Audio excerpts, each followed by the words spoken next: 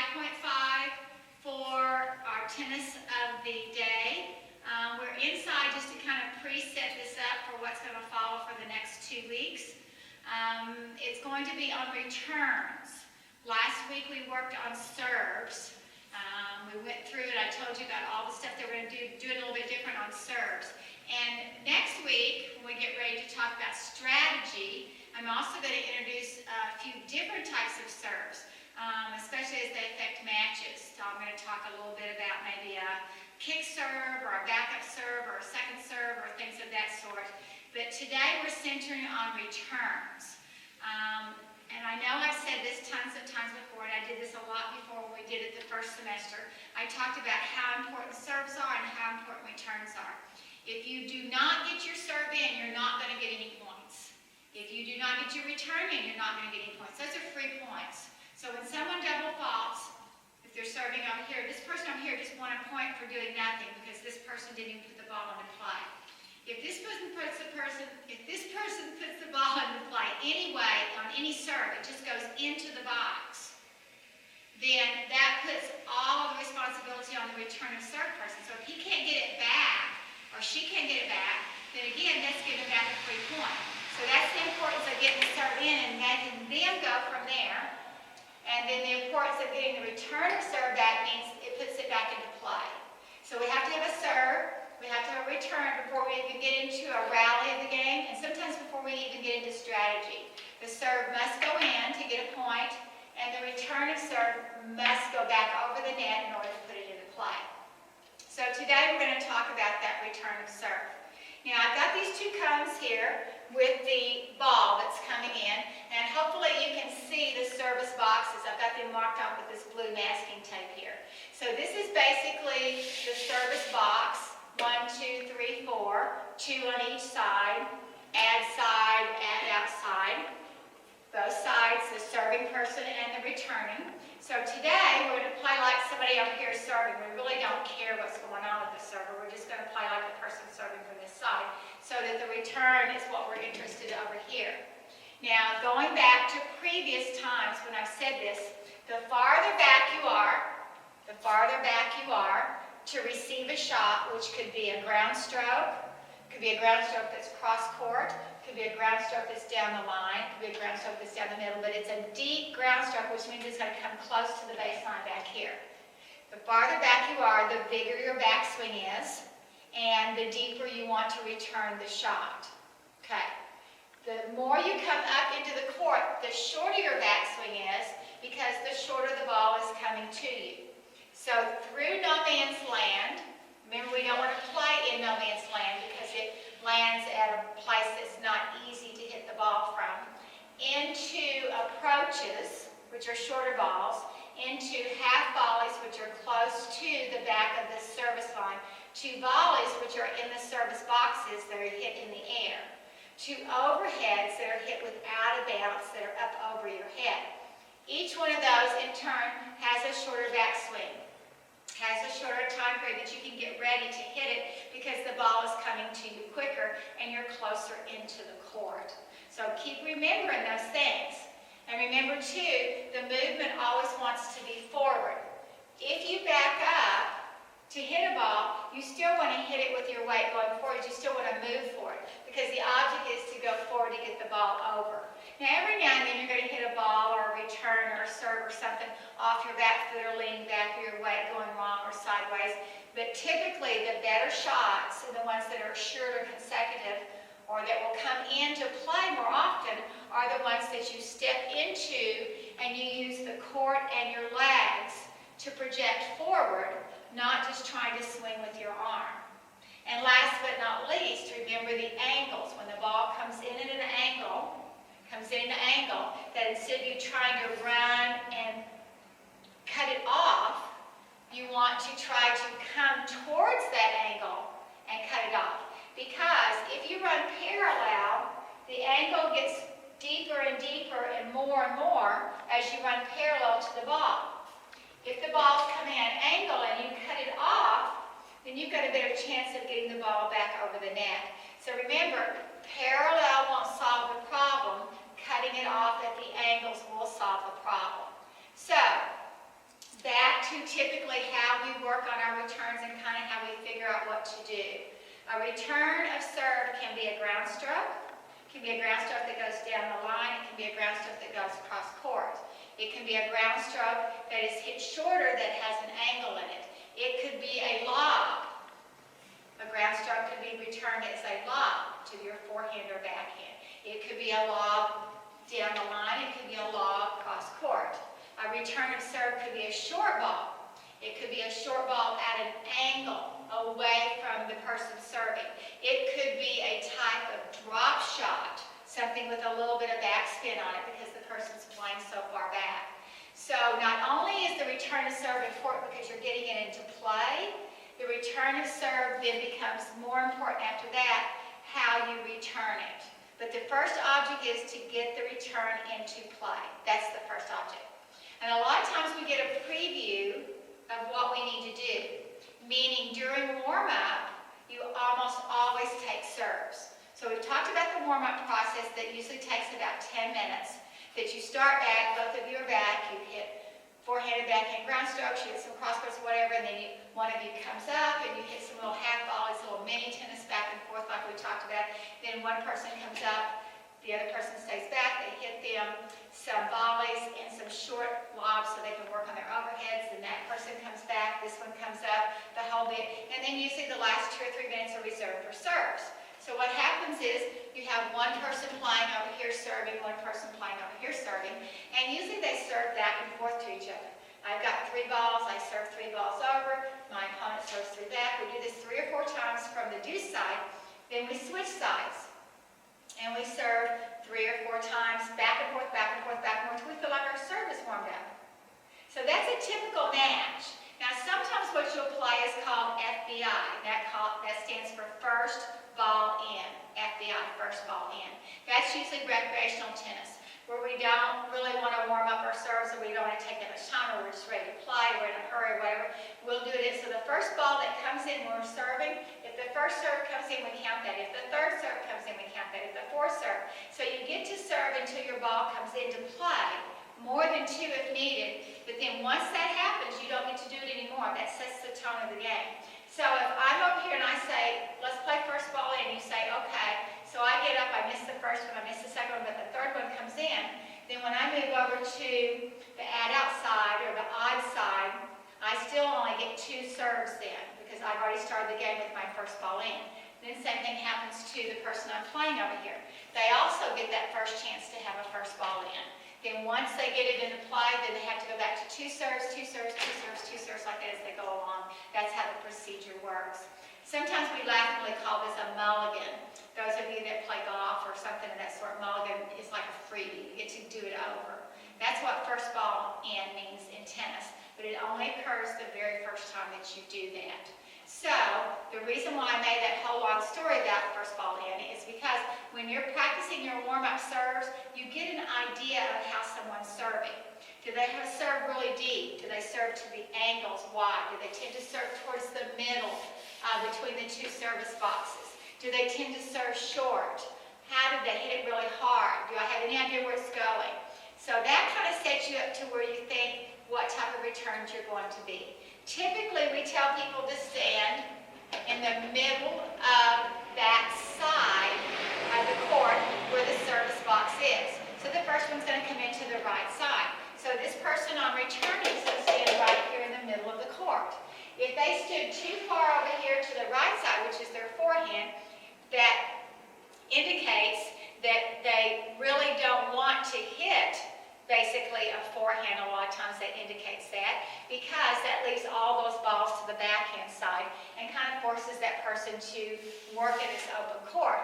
But also someone could be moving over here because they really want to hit a nice shot down the line, or they want to hit a really nice deep shot cross court. So your positioning sets you up to where you want to return.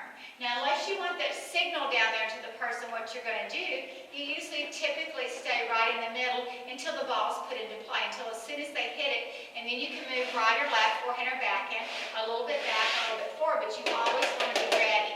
Return of serve needs to be ready, and your focus needs to be putting it into play. So that's what you want to be thinking about, the middle of the court. If I play with someone and I see them moved all the way over here, here's the service box, and we're playing singles right now. So they're moved all the way over here. We won't even worry about this guy right now. They've moved all the way over here. This person is serving. Here they are. They're serving, and they're really close to the center service line, but on the right side. And they're serving to someone who's moved all the way over here. Okay, so me as a server, that tells me that that person does not want to hit a backhand. That tells me that they have a weak backhand or they don't want to hit a backhand. So they're forcing me, because they're not giving me much area, they're forcing me to serve somewhere in this area. So then I have choices to make. If I think as a server that I'm a good enough server, that I can still hit really close to their backhand, then I might do that. If I think, okay, I can't get to their backhand, but what I'll try to do is I'll try to crowd them, I'll try to serve right into their body. That's a thought right there. Well, then the fact that they're so far over, then maybe I will try to serve a little shorter that's going to land in the box and go out wide. That's going to be a lot of territory that this person's going to have to cover to get over here and to return that serve with their forehand because they didn't want to hit their backhand.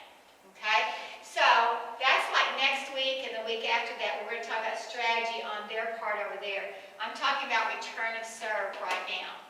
Okay, so once I put the ball into play, depending on the ball that I put into play, if I had to go forward to get that ball because it's a short serve, then I have to think, am I going to be better off if I move to the net to protect the next shot? Or am I going to be better off if I relocate back to the center of the court once that rally starts? Because you've got to remember that person over there is staying in the middle of the court. That server over there is in the middle of the court. They want to relocate to the middle of the court so that they can get forehands and backhands. So this return of serve sets the tone of what's going on. So your return of serve, first of all, has to go in, and then second of all, it has to do something to start the play. So hopefully you don't hit it right back to the person, but I will tell you this, if that's your only choice and you need to put it in play, then you do need to return it right back to the person. Because the first thing is to get your ball into play. And remember, it's going to be a shorter swing than a ground stroke unless you're standing all the way back into here. That person's sending it really deep, and you're standing all the way back. You're not going to haul off and be able to hit it as hard or with as much backswing as you do usually when you're hitting ground strokes. Otherwise, it'll probably go long. So having said that, most people's return of serves come back with a little bit of an arc on them. They tell you that the return of serve should pass anywhere between 3 and 6 feet above the net. Okay, 3 feet to 6 feet above the net. That's what they tell you. That ensures you that you get the ball over, back into play, and fairly deep. And it can be something with a little arc in it, not a big one. It can be something with a little arc on it. So that's when you have to really think about returning from low to high, coming up underneath that ball and brushing on it. So in order to do that, that means that serve has to land in this area for you to return it down here, whether it's a forehand or a backhand to hit it up and over. That's what they're looking at right there. That's kind of the parameters of a return of serve. Now the same thing's going to happen if I'm returning serve on the backhand. The only difference is that having said that, one that's coming from the add-out side is I have a tendency to that person is going to serve probably more towards my backhand, okay? So then I might crowd over here again. I would personally rather protect down the middle of the service court because that's a much harder serve to return when someone hits it right down the middle. And go back to that rule that if it touches any part of the line, no matter how far off it is from the line, especially in serves, anywhere in this box, anywhere on the single sideline, anywhere on the back of the service line, anywhere on the center service line, and anywhere over the net. And if the serve hits the tape on the net and falls into the court, it's still a legal serve. They will get it over again because that's called the lat. So they had a lat serve, so that will be done again. Of course, if it hits the tape and falls off into the doubles or it falls off into the playing court, then no, that's not a legal serve. It would not have fallen in the court otherwise. Now just a little aside on this, not that you probably will ever be involved in it, but team tennis, which is played like a team of anything, like a soccer team or something, if they have like the Dallas soccer team or the Fort Worth soccer team or something, they have their own rules about doing stuff. Well, team tennis has their own rules too. In team tennis, to cut down on the slowness of the game and to keep people's interest up and everything, they usually only play 4 games in a set. Excuse me, I know it's just 4 games in a set, or what they do too, they don't have 2 serves. So the first serve that comes in, if it hits the tape and bounces up, you still have to serve, you have to return it back. So they just go with the 1 serve. So that's how they keep the game moving a little bit quicker. So some of these little dribbles would be fine, you wouldn't know that that's going on, but some of them kick out and move over and then land and boom, you've got to return it. So having done a little bit of miss hit on your serve could show to your advantage if that was happening. That's not happening to us, but I was just showing you a way that might make a difference. Because anytime during a rally, if a ball hits the tape and jumps somewhere, you have to be able to send it back. You have to be ready for it. So I would say, going back to return of serve, probably the number 1 thing is readiness, being ready, being prepared, early racket preparation, being on your toes, being able to move and set up either side.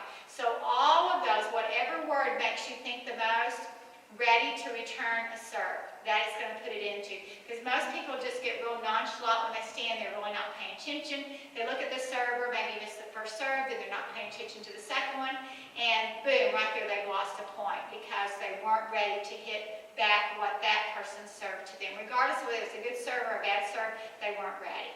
So return a serve, being ready, putting the ball into play, and knowing where to stand in the court depending on the type of serve that comes to you. Now typically during the year, if I was teaching face-to-face, I would hit different serves to you, or I'd have different people serve to you, or I'd have you practice on a court where someone was only serving, you were only returning, so that you would get a chance to see different servers and hit different types of returns and be ready for different balls coming to you. And then I have a drill where each court is assigned some different stroke. Like maybe court 1 is only working on ground strokes, court 2 is only working on lobs, court 3 is only working on half volleys, court 4 is only working on balls. I would do that, and then you would rotate courts and work only on one thing during that court. When you get to that court assignment number 5, you're only working on just that skill, that's it. So that helps you kind of get your returns going. So you find that you don't do well when someone serves to you, kind of back off, you kind of hesitate, you're not quite ready, then you need to work on just return of serves and use your different types of strokes to return your serve with and see what it is. Another really good drill for someone to do, have someone working on their serves, and all you're doing is working on your return. So even if the ball comes in too deep, even if the ball comes in wide, then you still have to return it, you have to put it back in play. That gives you to where that readiness is ready for you all the time. Because you can hit a return of serve and it be long and then call it long. Because sometimes we can't actually tell it is until it hits. Now you don't want to randomly return a serve just to hit it out or possibly try to hit the person or hit it somewhere. You don't want to do that. Or you don't want to hit a return of serve, put it back into play, wait until you see how it goes into play and then go, oh, by the way, it was long. You don't want to be that type of player. You want to make sure that if that happens, like when someone hits me a really hard serve and I just automatically, it's just a reaction, I hit it, and then I go, oh, I'm sorry, it was long. I couldn't quite see it until it wasn't, so it was long because I wanted to wait to make a good call. And I know that I've been in a situation before to where it jammed me and the serve was long and I played a long serve. Okay, you have 2 choices on that. The serve call is mine. As the receiver or the returner, the serve call is mine. If it's long and I play it in good faith, I think that it was a good serve, I'm playing that. I'm not trying to mess with somebody over here that's serving. I'm not trying to get something in on them. I'm not trying to wait and see if it's a good return or not. I'm playing it as conscientiously as I can. But you're going to know that times happen when the ball jumps up at you that you don't have time to look at the line, look at the ball, and then hit it back. You just don't have time for that. So if you're playing it in good faith, then that's what you need to do. But then on the other hand, don't get to be such a stickler that when that ball draws you out and it lands right here in this corner like that, and the person over there looks at it and it sees that it's catching some part of the line, you go, oh no, I think it was just out. You've got to be gracious about your calls. If it's anywhere close, any chance that it had about touching, anywhere on the service line, anywhere of these corners, anywhere of the middle, then you have to play it as a good return. Or you have to give them the point for a serve that you could not play. Now with friends every now and then, and I'm playing, someone will serve. You've seen Jane before in some of our videos. And Jane and I will play, and Jane will serve to me, and I'll hit it back. She said, Kim, that ball was long. Because here's the ball right here. Jane has served the ball. She's on this side. She's served it. She can see that it's long. Okay, I'm over here. I'm getting ready to return. I'm here, and as far as I can see looking from here, and I don't know if the camera picks this up as well, that ball looks like it could be like right on the line, whereas it's actually close to an inch long, okay? So here that person is who can clearly see it that's serving, and here I am trying to return it when I think it's right there on the line. It's not. So that comes with years and years of play that I finally will get this down and know what it is that I'm doing. Before I can make really accurate all the time if the ball is close or coming really hard. But again, you've got to agree to play for the benefit of what's going on. And that's what it's amounted to. That's where our sportsmanship comes in. So, knowing what balls to hit, that will be a good practice to practice with someone. They work on their serve, you work on just your returns, then shift it up and you work on your serves, they go with returns. And another thing that's really helpful is to play each point twice. I've got someone over here that's serving, and what they do is you return it, and it's not a good serve, not a return that's good for whatever reason. Maybe you hit the tape, maybe it went wide, maybe it went long. Then think to yourself, or even ask the person serving to you. What should I have done differently? What would have been a better return? Should I try to hit it cross court on that ball that came to me? Should I try to do something else? Did I try to make a ball out of something that wasn't there? I don't know. And then play that point again. So you play each point twice. Even if maybe it was a good ball or a winner, say, could I have done something different on that? Or did I just not get the point because you weren't ready? Play each point or each ball twice. So serve, return, and then do it again. Serve, return, and do it again. So that you know that you've made your best choice on the ball that came to you. I think that's one of the best drills out there that you can do. It's kind of time consuming, but it really helps you when you get ready to compete or do matches or things that you really want to see how good you're playing or how good you're returning. Because again, it's such an important part of your game, and it's something we very, very, very rarely ever practice. Hardly ever do I go someplace and drill on serves. Hardly ever do I go any place and drill on returns. And those are the two most important aspects of our game of tennis, our serves and returns. And we continually go places and do things that we just hit with people, and we don't practice on either one of those. So it's fine and dandy if you just want to play around and you just want to hit the ball, but know that if you ever get ready to start scoring and get into a game situation, if you can't do one of those two things, then you won't have points or a game. You'll just be rallying around with things that don't actually connect together. So this leads up, this return is going to lead up to what we're going to do for the next 2 weeks. We're going to have single strategy and we're going to have double strategy. So we're going to have a method behind our madness of what it is we're doing when we return. We want to have a plan or even a backup plan. We want to start thinking about as we return where that person is serving from, what type of serve that they serve, and where would be a good place to return my ball. So we already have in our mind that we know we can hit the ball back. Now we want to see what we can do about it. So that's how we do more with it. And the same thing with serving. Serving should get to where it can eventually be a strategy right there, because remember, the person serving is supposed to be the person that has a little bit of an edge. They're supposed to be in a more positive position. They're supposed to be on the other side. They're supposed to have a little bit more of the power. When you usually choose, when you spin your racket, most people choose to serve because that puts them right on the offense right to begin with, not on the defense. It tends to be thought that people returning, even if they're good returners, are on the defense, not the offense. So you want to always feel like that you're good enough to play on both ways. I want that server to think, oh my God, I can't serve to her backhand because it's such a good backhand, I'm not going to get it back. Or, oh my gosh, I can't serve to her forehand. If I serve it weak, she'll drop me. I want the server to think that, to be aware of what I'm doing when I return so that I'm making them serve balls to me that I want to hit back, not the other way around. And then the server, on the other hand, is starting to say, oh, I see every time I serve to their backhand, they're not stepping into it very good. Or I see every time they have to move back or move forward. Or if I jam them, then it gets a ball back that I can do something with. So once you get down to where you're always getting the ball into play one way or another, then you want to talk about what you can do with it. You want to have a plan with that ball. Say, for instance, that they're serving you and it comes really low and hard, then I need to be ready for a lower ball. So I need to be sure I'm bending my knees and have that shorter backswing. Maybe the ball is always kind of jumping into me and it's jumping up high. Well, then I need to back up because it's going to be really hard to take a ball up here high. The only thing I can do if the ball's up here high on the serve, once it bounces and goes up high, is to continue to lift it up and hit a lob at it because I can't hit a ground stroke up here. And it's not going to really work for me to drive the ball back down, so I have to have another plan. Say they hit the serve into me and it dies a little bit, so I have to run up to the net and hit the return of serve back. Well, I don't want to run up to the net and hit it right back to the person there that they can do anything they want.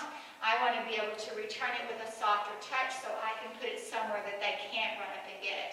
So little things like they say, hit down the middle until you figure out where your position is. A short ball begets another short ball. An angle hits another angle. If someone hits an angle ball to you, then they usually come in the side, come in towards the middle to cut it off. Then your angle back would pass them. A lot of times, though, if you hit a cross court and this person thinks about hitting it down the line and they can't quite get over there, they mishit it so that it sets this person up. So again, your return, you want to set it up.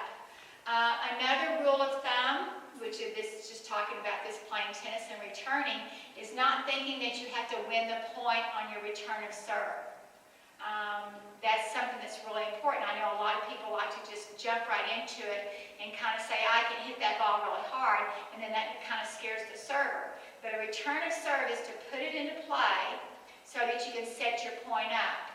And it's always a nice thing if you can think to yourself, if I can hit the ball 4 times, meaning if the ball's hit 4 times, that's a serve, that's a return, a rally back, then your 4th shot would be a shot to make a move at. So giving yourself time for 4 shots to occur before you think you need to end the point. So that develops a rally right there. Another thing is to be so patient. Your first return of serve simply does that. It puts the ball into play.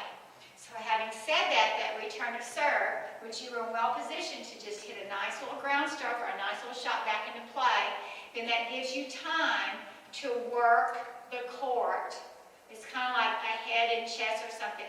You work the court so that you will be ready to then take advantage of either that person missing it because they get in too big of a hurry or finding your opening.